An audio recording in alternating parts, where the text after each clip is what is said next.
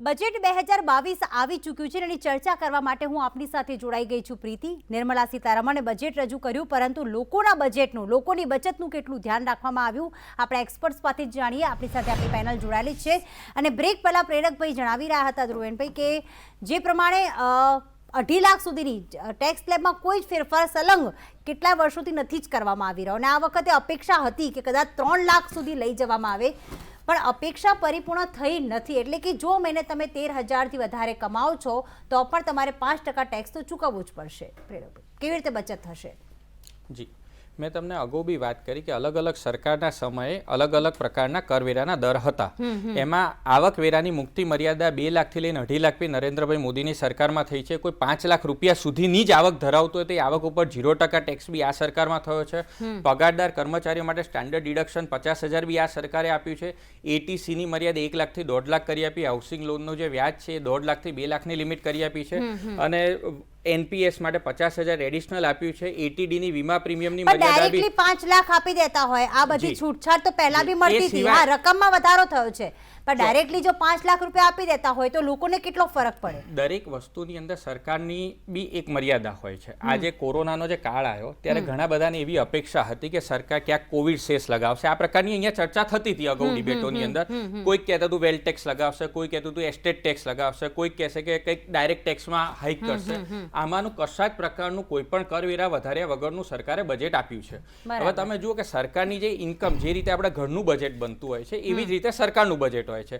આજે 15% જે છે સરકારની ઇન્કમ ટેક્સના માધ્યમથી થાય છે. જે આ બજેટની અંદર જે કીધું છે 7% યુનિયન એક્સાઇઝ ડ્યુટીમાંથી કરવાના છે, 5% જેટલી કસ્ટમમાંથી છે, 16% જીએસટીમાંથી છે, 5% નોન રેવન્યુ ટેક્સમાંથી છે અને 15% જેટલો કોર્પોરેટ ટેક્સમાંથી થવાનું છે. એની સામે એક ફિક્સ છે સરકારના એક્સપેન્સ છે. જેમ કે 4% જે પૈસા જે પેન્શનની અંદર જવાના જ છે સરકારના, 8% છે એ સબસિડીમાં જવાના છે, 8% ડિફેન્સમાં છે.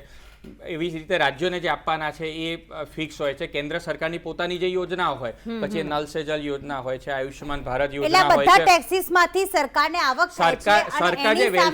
સરકાર જે વેલફેરની યોજના ચલાવે. આજે એક સમય હતો કે આપણા દેશની અંદર કોઈ ગરીબ વ્યક્તિ એવું વિચારી નતો શકતો. આજે દાહોદ જિલ્લાના ગરબાડા તાલુકાનો વ્યક્તિ એને અપોલો હોસ્પિટલમાં ઓપરેશન કરાઈને જાય ની રિપ્લેસમેન્ટ અને એને બિલે નથી આવતું અને પાછું ઘરે જવા માટેના એને એમ્બ્યુલન્સના પૈસા બી છે એ સરકાર આપતી હોય છે. એક મિનિટ પ્રેરકભાઈ, સરકાર તમે કહો છો કે આ બધા ટેક્સ છે એમાં કોર્પોરેટ ટેક્સ આવી જાય, બીજા અલગ ટેક્સ તમે ગણાવ્યા, એ બધા ટેક્સની જે આવક થાય છે એ સરકાર લોકો માટે વાપરે છે એટલા માટે. તો પછી સરકાર વારંવાર એવું શા માટે કહે છે કે અમે રસીકરણ ફ્રીમાં કરાવ્યું? કારણ કે આ લોકોના જ પૈસા છે. રસીકરણ ફ્રીમાં કરાવ્યું છે કે અલગ અલગ અમે સુવિધાઓ આપી રહ્યા છીએ. આ બધા ટેક્સથી એમની તિજોરી ભરાય છે અને લોકો માટે વાપરે છે, તો પછી તમે વાહવાઈ કરવાની છોડી દેશો? એક સમય છે, હું તમને વાત કરું, તમે રસીકરણની વાત, હા હું તમને વાત કરું, માહોલ 2008માં બી હતો, દરેક આખા વિશ્વમાં મંદી આવી ગઈ હતી એ વખતે. આપ એક મિનિટ, હવે તમે મને સવાલ પૂછ્યો રસીકરણનો. પોલિયોની રસી વિશ્વની અંદર 1955માં શોધાઈ, આપણા દેશમાં 1978માં આવી. માસ ઇમ્યુલેશનનું કામ આપણા દેશની અંદર 1995માં શરૂ થયું અને દેશે પોલિયો મુક્ત જાન્યુઆરી 2014માં થયો અને એની દિલ્હી તાલકટોરા સ્ટેડિયમ ખાતે ઉજવણી કરી હતી. દેશને 59 વર્ષ પોલિયો મુક્ત કરતા થયો હતો. આજે 1 વર્ષની અંદર આપણે 2 ભારતમાં નિર્મિત વેક્સિન શોધી કાઢી અને આપણે આ વેક્સિન આટલા મોટા પ્રમાણની અંદર આપ્યું છે. આજે કોરોના ભાગી ગયો ને, પ્લીઝ પ્રગતિબેન, ના પણ કોરોના ભાગી ગયો ને, તમે તો એવી રીતે કહી રહ્યા છો કે તમે વેક્સિન આપી એટલે કોરોના પતી ગયો. ભાઈ 2 વેક્સિન લીધા પછી કોરોના તો થાય જ છે. વેક્સિન લઈએ છે એનો મતલબ એવું નથી ટાઇફોઇડ નથી થતો, પણ એની અસર ઓછી થાય છે. અત્યારે આ ઓમિક્રોન છે, તમે બીજો વેવ જુઓ અને ત્રીજો વેવ જુઓ, એમાં ક્યાંય છે ને ઓમિક્રોનની અસર જે છે મનમોહનજી એનો ફોટો નતો લગાડ્યો કોરોના ભાઈ પોલિયોમાં. હવે તમે તો યુનિવર્સિટીથી લઈને બધી વસ્તુઓ તમે રાજીવ ગાંધી ને સોનિયા ગાંધીના નામથી કરાયેલા છે. લગાડ્યો તમે જે એડવર્ટાઇઝ કરી રહ્યા છો ને ભારતની જનતાને ખબર પડે. એક જ મિનિટ, હવે એક સવાલ એમને પૂછજો કે 1971માં ઇન્દિરાબેન ગાંધીએ રેફ્યુજી ટેક્સ લગાવ્યો તો બાંગ્લાદેશથી જે આવતા હતા એમાં 6 વર્ષ સુધી દેશની જનતા જોડે રેફ્યુજી ટેક્સ લીધો હતો. તો એ વખતે કેમ નથી બોલાતું? અત્યારે વાત કરે છે, એમને પૂછો રેફ્યુજી ટેક્સનો કેવી રીતે આવ્યો તો 6 વર્ષ સુધી દેશની જનતા જોડે લીધો હતો. આજે કેમ ગરીબની વ્યાખ્યા તમે બદલી કાઢી? આયોજન પંચના માધ્યમથી રોજનો 32 રૂપિયા કમાતો એ ગરીબ ના કહેવાય, એ પ્રકારની વ્યાખ્યા તમે કરી કાઢી હતી. આજે ગરીબોની હાલત તમે શું કરી છે ભાઈ? જવાહરલાલ નહેરુજી ત્યાં ગરીબી ઉપર ગરીબી હટાવો, ઇન્દિરાબેન ગાંધી ત્યાં ગરીબી હટાવો, રાજીવ ગાંધીજી ત્યાં ગરીબી હટાવો. આજે એ રાજનીતિ નથી કરવી, આપણે આપ જનતાની વાત કરી રહ્યા છીએ. બિલકુલ ધ્રુવેન ધ્રુવેનભાઈ, બીજી એક વસ્તુ એ છે કે જો આમ જનતાને રાહત ન આપી તો પછી કોર્પોરેટ ટેક્સમાં ઘટાડો કર્યો તો આમ જનતાને તો થવાનું છે, જે નોકરિયાત વર્ગ છે. જો કોર્પોરેટર્સે તમે સાચવી રહ્યા છો, જે કોર્પોરેટ વર્લ્ડ છે એને સાચવી રહ્યા છો, તો પછી આમ જનતાએ મધ્યમ વર્ગે કોઓપરેટિવ ચીટ 2022 રજૂ થઈ ચૂક્યું છે, પરંતુ મધ્યમ વર્ગ ચોક્કસથી નિરાશ થયું છે. પરંતુ સહકારી ક્ષેત્ર માટે પણ કેટલીક અહીંયા જાહેરાતો કરવામાં આવી છે, એના પર આપણે ચર્ચા કરીએ. ધ્રુવેનભાઈ આપણી સાથે જોડાયેલા છે. કોઓપરેટિવ ટેક્સમાં જે ઘટાડો કરવામાં આવ્યો, સહકારી સંસ્થા માટે ખાસ શું અહીંયા બજેટમાં જાહેરાત કરવામાં આવી છે, અને એનાથી કેટલો શું એમને ફાયદો થશે? ધ્રુવેનભાઈ, અલ્ટરનેટ મિનિમમ ટેક્સની જે માળખાગતમાં કંપનીઓને 15% ટેક્સ ભરવાની જવાબદારી થતી હતી, અને એની સાથે સહકારના ક્ષેત્રમાં આપણે કોઓપરેટિવ સોસાયટીની વાત કરીએ તો એમાં 18.5% વાત હતી.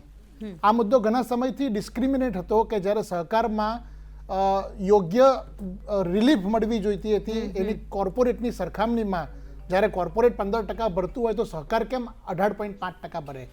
તો આ વાત છેલ્લા 2-3 વર્ષના બજેટમાં ખૂબ ચર્ચાનો મુદ્દો હતો, પરંતુ આખરે નાના મંત્રીના કાને આ વાત પડી છે અને કંપની સમકક્ષ લાવવાની એમની જ્યારે બજેટ સ્પીચમાં વાત કરી કે સહકારને પણ આપણે કંપની સમકક્ષ અલ્ટરનેટ મિનિમમ ટેક્સના માળખામાં લઈએ છીએ, એટલે જે 18.5 કોઓપરેટિવ સેક્ટરને હતો એ હવે પછી 15% કરવાની વાત કરી છે. સાથે સાથે કોઓપરેટિવ સેક્ટરમાં જે સરચાર્જ લાગુ પડે છે, જેની ઇન્કમ 1 કરોડથી 10 કરોડના માળખાની અંદર આવે છે, એ જે સરચાર્જનો રેટ પણ 12% હતો એ 12% ઘટાડીને 7% કરવામાં આવ્યો છે. એટલે હું ખૂબ આવકારદાયક સહકારી ક્ષેત્રની જ્યારે વાત કરીએ અને માનનીય અમિતભાઈ શાહ સાહેબ જ્યારે એમનું નેતૃત્વ કરતા હોય ત્યારે સહકારના ક્ષેત્રની અંદર આ બંને જે રિલીફ આપી છે એ ખૂબ આવકારદાયક છે. એક સરચાર્જ 12% ઘટાડીને 7% કરવામાં આવ્યો, અને જે ટેક્સનું માળખું અલ્ટરનેટ મિનિમમ ટેક્સ 18.5 15% કરવામાં આવ્યા છે. બિલકુલ. એનાલિસ્ટ જેવા બિપિનભાઈ પણ આપણી સાથે જોડાયા છે. નમસ્કાર બિપિનભાઈ, સ્વાગત છે આપનું સંદેશ ન્યૂઝમાં. ખાસ બિપિનભાઈ, આ બજેટને આપ કઈ રીતે જોઈ રહ્યા છો? પ્રતિક્રિયા શું છે આ બજેટ અંગે આપની?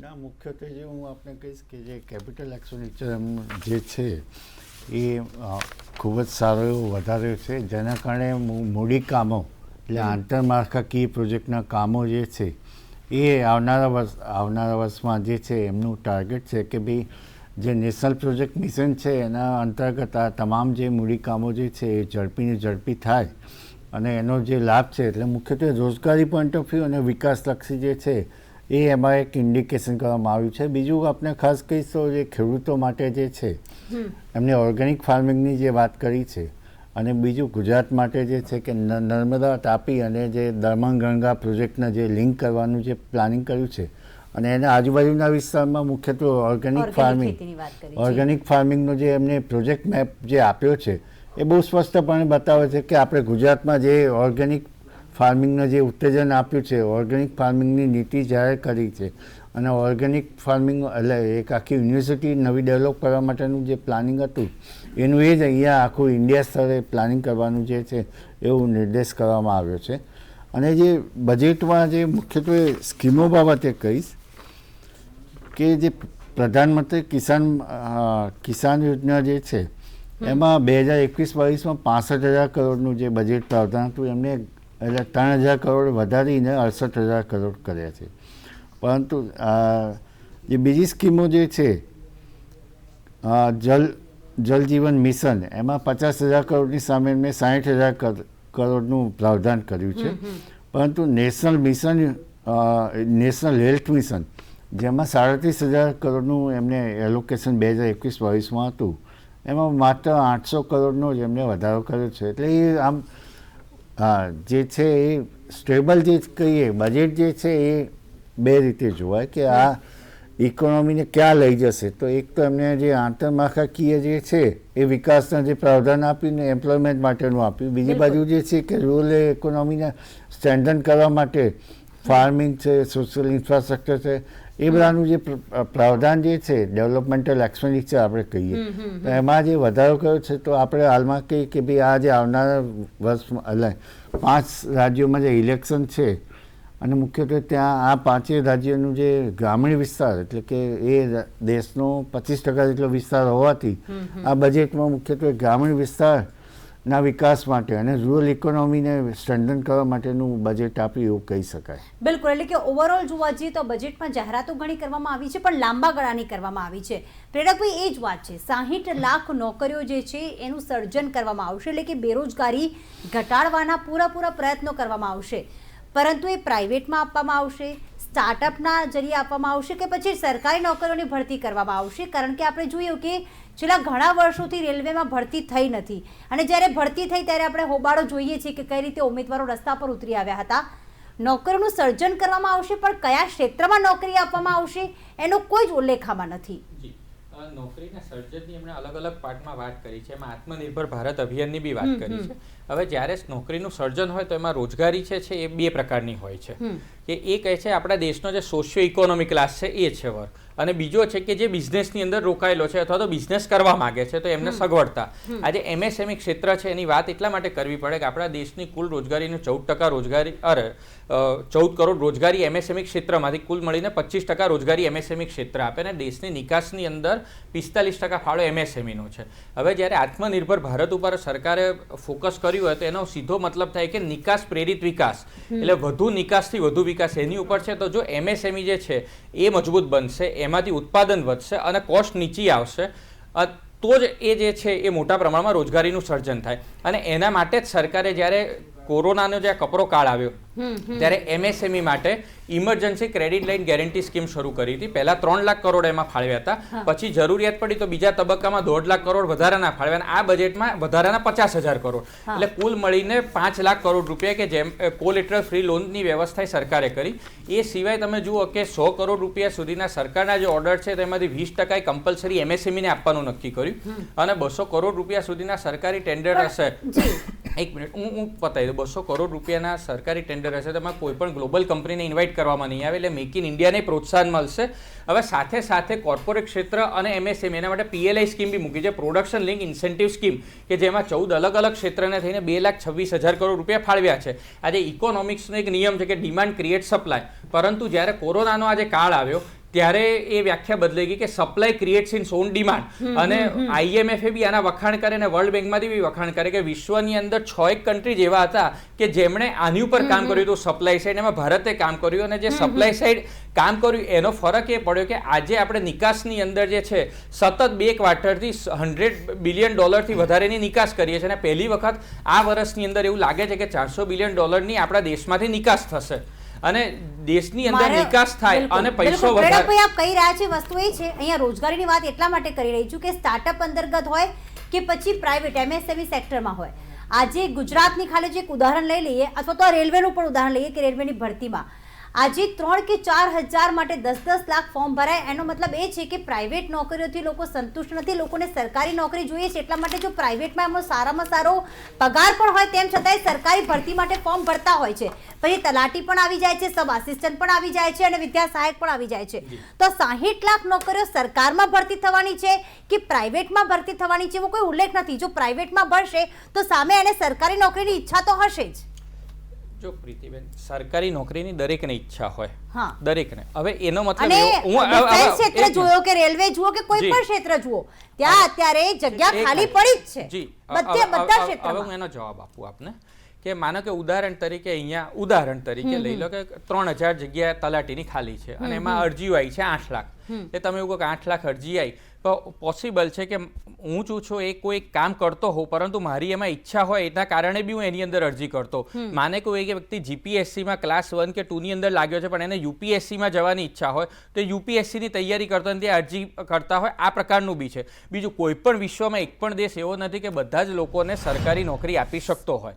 સરકારે એ પ્રકારની વ્યવસ્થા આજે આપણા દેશની અંદર કંપનીઝમાં તમે એવી સુવિધા ઊભી કરી શકો છો. એક મિનિટ, આપણા દેશની અંદર સ્ટાર્ટઅપ યોજનાની જ્યારે શરૂઆત કરી, સ્ટાર્ટઅપ ત્યારે કોણે કેવા નિવેદનો કર્યા છે એની પર મારે નથી જવું, પણ આજે એ વાતને 4-5 વર્ષ થઈ ગયા, અને સ્ટાર્ટઅપ યોજનામાં આજે આપણે ગૌરવ સાથે કહી શકીએ કે વિશ્વમાં 3જા નંબરના સૌથી વધુ સ્ટાર્ટઅપ એ ભારતમાં છે, અને એમાં પણ યુનિકોર્ન સ્ટાર્ટઅપ એટલે $1 અબજ થી વધારેની વેલ્યુ ધરાવતા 38 કરતા વધારે. પ્રગતિબેન કે કહેવા માંગે છે, મેં પૂછ્યું છે. હું મારું પતાવી દઉં પ્રગતિબેન, 1 મિનિટ પતાવી. નહીં, આપણે એક સ્ટેપ લઈએ ને, બીજું કંઈ. આજે ભારતભરમાં છે ને બેરોજગારીમાં ભારતભરમાં ગુજરાત 3જા નંબરે આવી રહ્યું છે.